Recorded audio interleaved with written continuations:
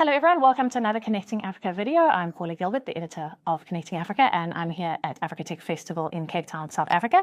And with me is Majda Lahlou Kassi, who is the Vice President and Head of West and Southern Africa at Ericsson. So nice to see you. Nice to see you. A pleasure to connect again in real this time. Exactly. We've had interviews in the past, but they've always been via video links. Absolutely, but it's a pleasure to be here in Cape Town and to meet with you in person. Yes, you too. So let's start off talking a bit about 5G, the kind of the evolution on the continent. What have you been seeing over maybe the past year when it comes to 5G rollout and what's happening locally? Well, what we observe now in the continent is a real momentum when it comes to 5G deployment. I mean, back in 2024, 5G connections counted for less than 2% of the total connection and the total subscriptions in the continent. But moving forward, we see a momentum and we see a steady growth. And we've had a recent mobility report, an Ericsson mobility report, that forecasts about 400 million subscriptions that will be exclusively on 5G by the horizon of 2030. This is a massive leap in the deployment phase. We continue to see also emerging new use cases, but the most dominant one right now, which we believe will be critical for an inclusive Africa, is the fixed wireless access. So fixed wireless access over 5G is actually creating this momentum as the CSPs continue to put connecting households at the center of their strategy. So yes, a lot is happening in 5G, but then we still have obstacles, of course, and we're working with all the partners in the ecosystem to see how we can make it more affordable. And it starts with the harmonization of the spectrum across the continent. It's a lot of collaboration between the private sector, the CSPs, the OEMs, but also the policymakers to make 5G the mainstream technology for the future. Yeah. So what are some of those emerging use cases, maybe the ones we don't know as much about? We talk a lot about industries that it's good for healthcare, education, but are there kind of any other interesting ones? Yeah. Well, first of all, I want to emphasize on the role of fixed wireless access based on 5G, because when we talk about Africa, the main topic that comes back all the time is how we're going to bridge the digital divide. And early on today, in many of the keynote speeches, we talked about how we can make the technology inclusive. Inclusion is at the center of the conversation here in Africa Tech, but across the continent is something that that comes back in quite often. And for us, fixed wireless access is what is enabling the high speed connectivity, the high-performing network to reach everywhere in the continent. It's not going to substitute the fiber. I know that the fiber will continue to be the main high-performing network in the city. But if we want to connect the rurals, fixed wireless access over 5G is a game changer. And while we talk about fixed wireless access, we also think about how we can make it affordable to everyone. So again, it's an issue that we address across the ecosystem, and we're happy to partner with some of the CPEs providers as well that make it more accessible across the continent. So this is fixed wireless access. But then what are the other use cases that are emerging? One of the areas that we've seen 5G is bringing a real transformation is mining. And we all know Africa sits on 30% of all mine resources of the globe. So mining is definitely an area where we see 5G bringing an element of efficiency, safety, but also new use cases on the mines to make them more efficient in the way they operate. So private 5G networks for mines are an element of transformation that we see happening in the continent. And we're happy with some of the partnerships that we have here in South Africa, but also others that are happening in other places in the continent. We see also use cases for ports management. And with a large coast, I mean, we have probably around 40 to 50 ports that need to go through this digital transformation. And 5G is bringing this ultra-reliable connectivity that makes the ports more efficient. Then, of course, we can talk about others that are closer to the consumer. For the sports fans, we see 5G transforming the experience in the stadiums. And here in Africa, we love soccer, we love rugby, we love a lot of, F1, Formula One here in South Africa. So we do believe that moving forward, VR and AR will be consuming a lot of data over 5G, and that's where we see also one of the use cases emerging there. So a lot is happening.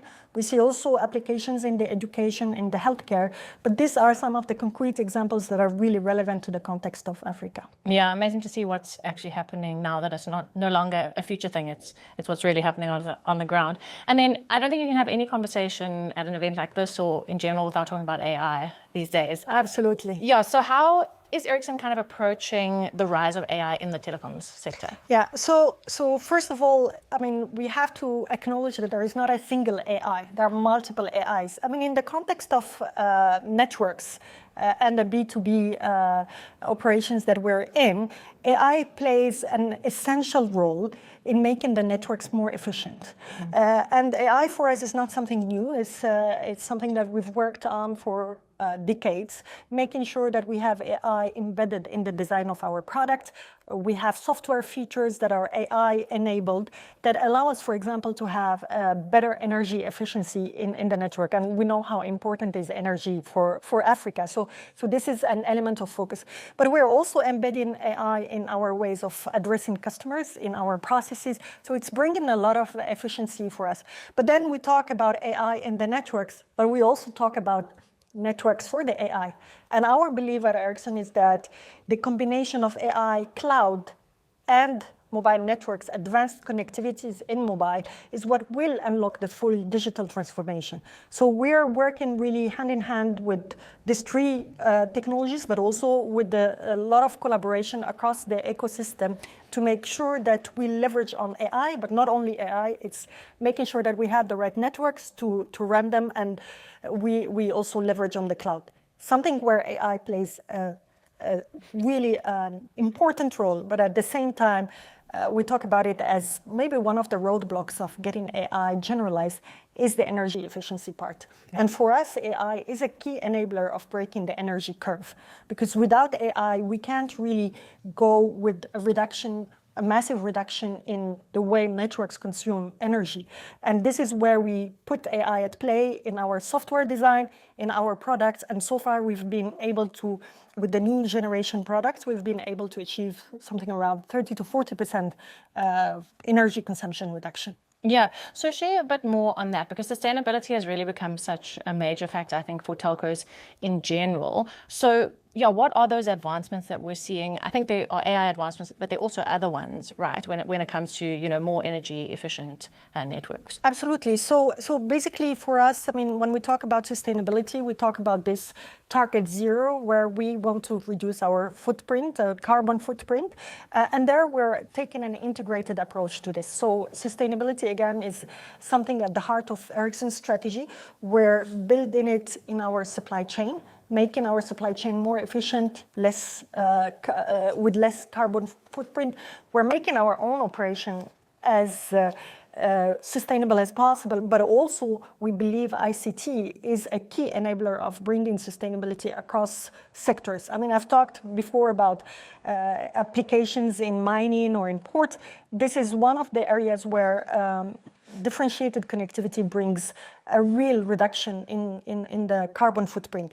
From an Ericsson standpoint, sustainability is also about upskilling the entire population, but with a great focus on the youth, because they are the next generation that will help us accelerate the digital transformation. So we put a lot of focus on connecting schools through an initiative called Connect to Learn, that we've deployed across the continent, and we've connected hundreds of schools.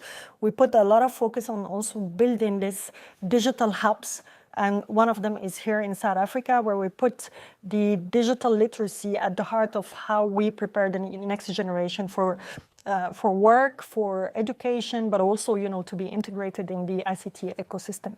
Yeah, very interesting. And then maybe just looking forward, how are operators integrating non-terrestrial networks more at the moment? Is that through things like satellite, or what's kind of what's happening? So this is a big topic here in the continent, and at Ericsson we believe that non-terrestrial can integrate in the entire connectivity scheme that we have. So this is also another way to bring connectivity across the continent, but also to the remote areas. Of course, the partnership that exists with the non-terrestrial provider is a matter of a strategy. So each CSP has its own way of looking at it. But from our perspective, we believe that the terrestrial, the 5G networks remain the main access part. They remain more reliable and more secure from that sense. But then the non-terrestrial come to complement this, and they could coexist together. Okay, great. Well, I think that's a good place to leave it. Thanks so much for joining me. Thank you. Thank you.